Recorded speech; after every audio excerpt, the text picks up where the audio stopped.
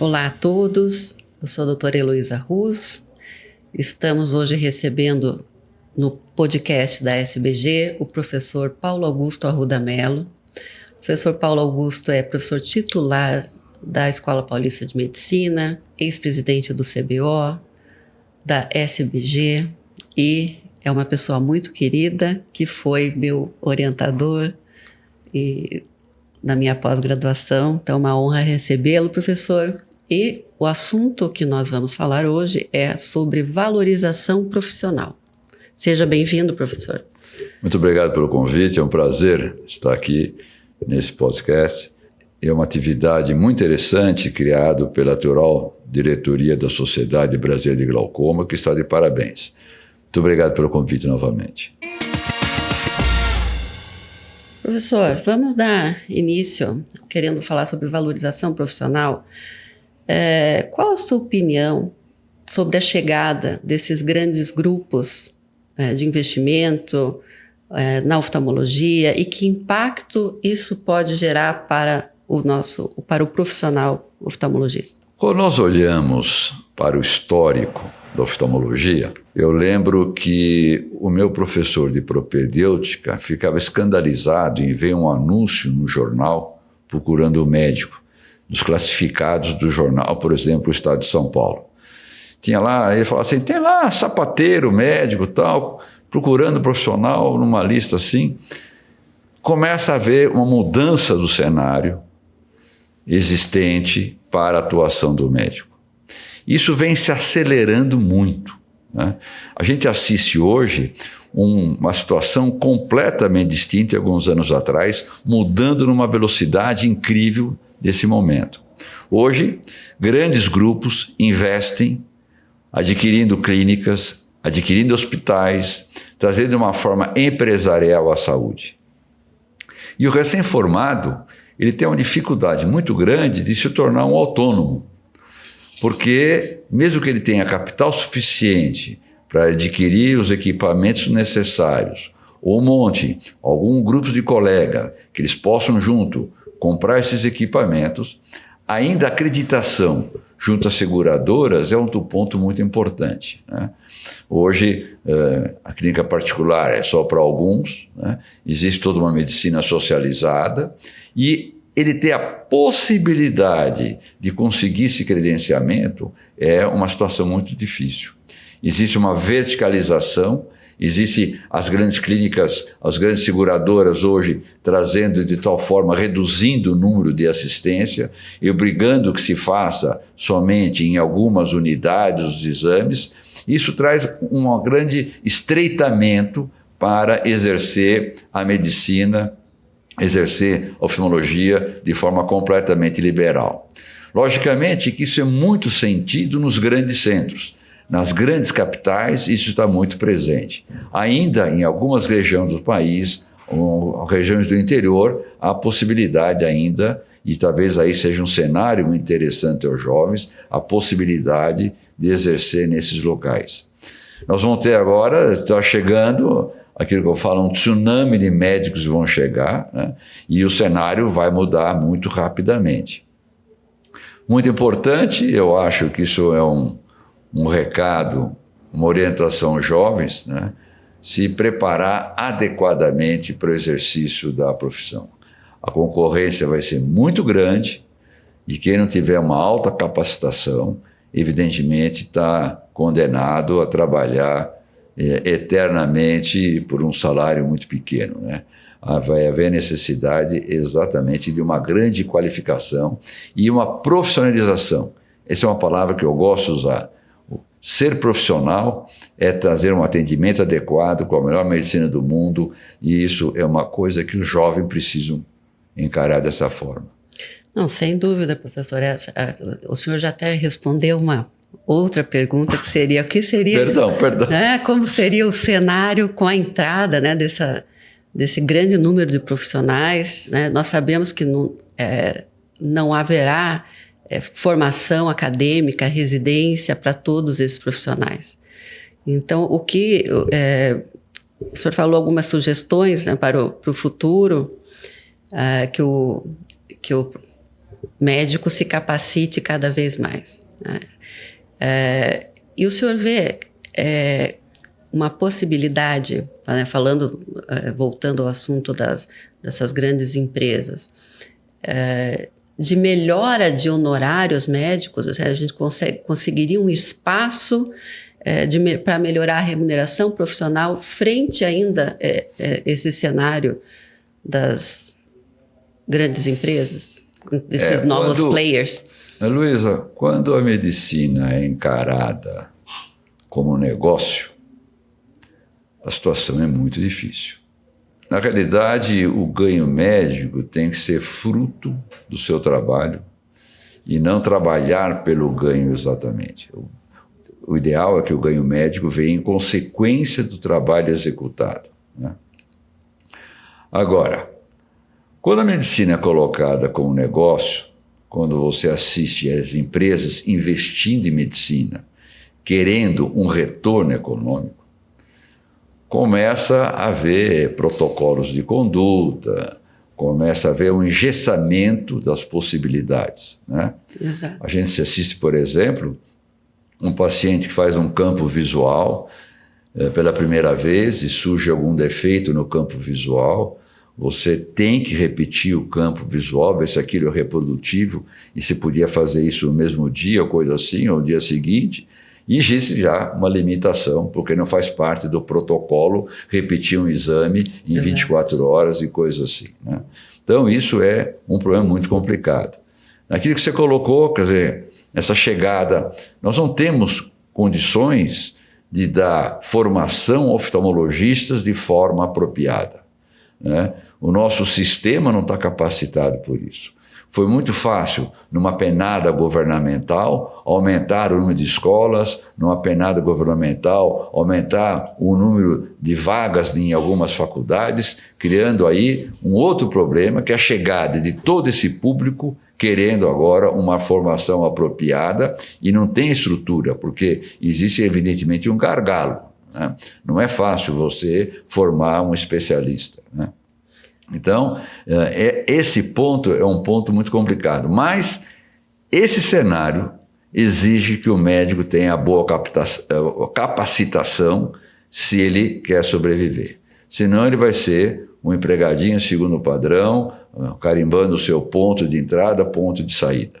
Chega a ser até o ponto de não pagar mais por procedimento. Chega a ser ao ponto de algumas instituições pagarem por hora de serviço. Quer dizer, não paga o cirurgião, pelaquela cirurgia, e sim o tempo, exigindo que ele faça durante 1 hora um número X de fasectomias, e ele recebe por hora de trabalho e não procedimento. Então, realmente, esse é um cenário que entristece muito, né?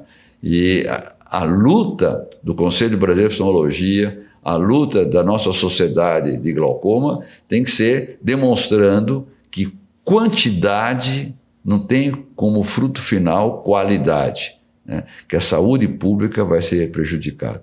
O que o senhor considera mais ameaçador para a oftalmologia? É a entrada da optometria ou essa nova forma de trabalhar da oftalmologia com novos players, com essas grandes empresas assumindo a maior parte dos grandes centros, tirando a autonomia do médico?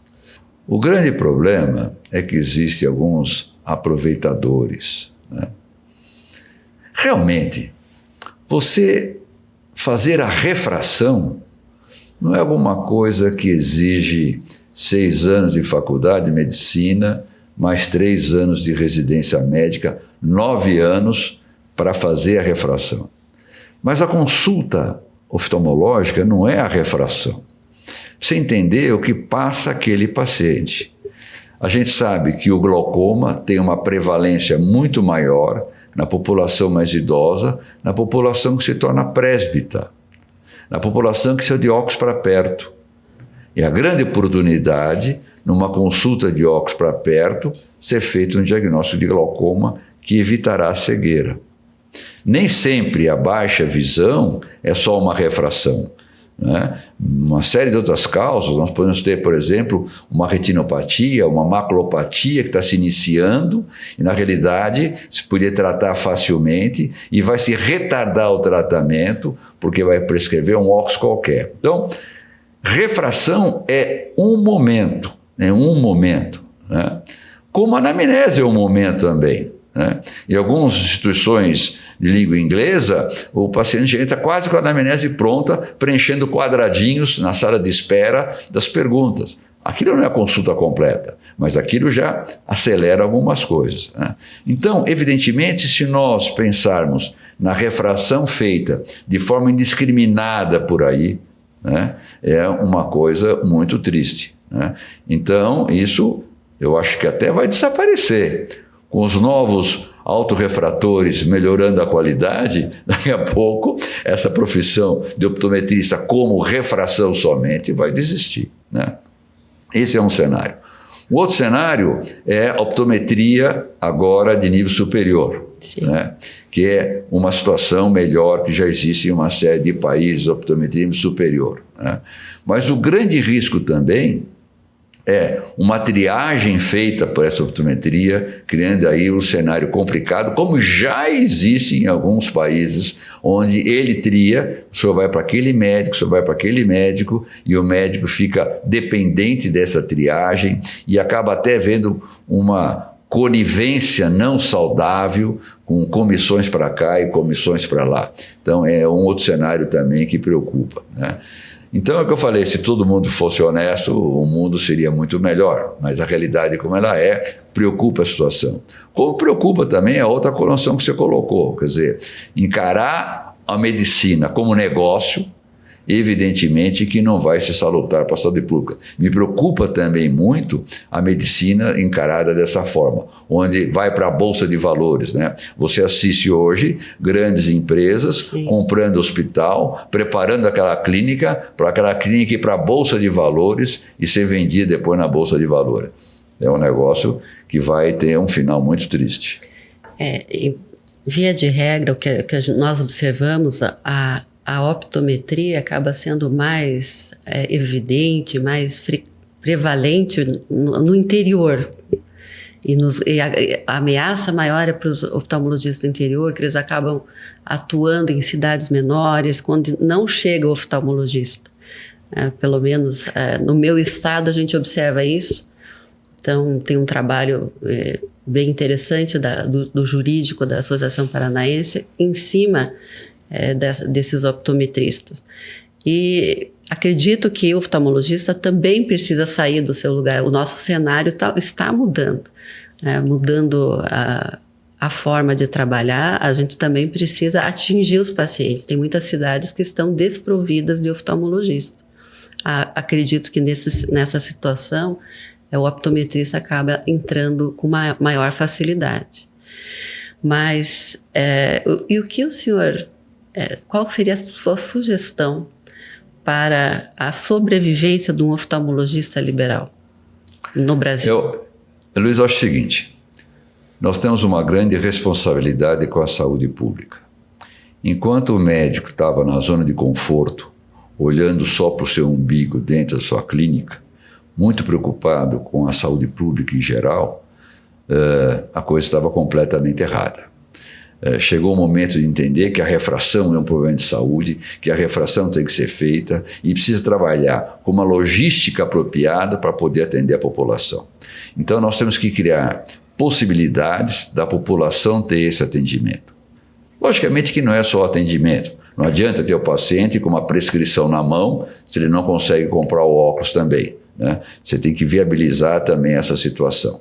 Mas cabe também a nós educarmos a população. Acho que esse é um trabalho muito importante, que o CBO, o Conselho Brasileiro de Oftalmologia, tem se preocupado com isso, que é educar a população em relação aos cuidados com a saúde. Então, esse é um ponto importante. Eu acho que quando você consegue educar a população acaba entendendo a importância do oftalmologista no sistema de saúde, né? Conseguir atenção primária, conseguir que o oftalmologista trabalhe na atenção primária e você vai, com essa forma, conseguir atender o grande problema de saúde pública. Eu acho que esse é o caminho que vai acontecer. E evidentemente, como você falou, ele tem que se qualificar, né? Eu trabalhei muito tempo na comissão de ensino do CBO e sempre a nossa tecla é melhorar a mão de obra médica, melhorar a qualificação do médico. Eu falo isso aos jovens. Você jovem, se prepare adequadamente para não ser mais um. Você tem que ser aquele que realmente consegue exercer a saúde pública. É muito interessante, professor.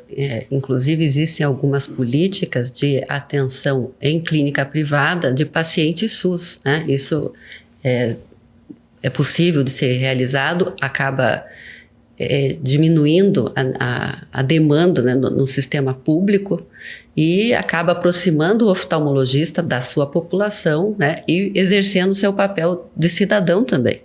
Eu acho importante não só a educação da população, quanto a aproximação do médico com a população atendida, né? Existia anteriormente uma distância muito grande do médico com o paciente. Hoje eu acho que nós não temos mais esse espaço. E só para nós finalizarmos aí, qual a visão do senhor das redes sociais nesse trabalho de educação continuada e de esclarecimento à população? Nós temos que explorar todas as mídias, né? A gente tem que aproveitar vários momentos.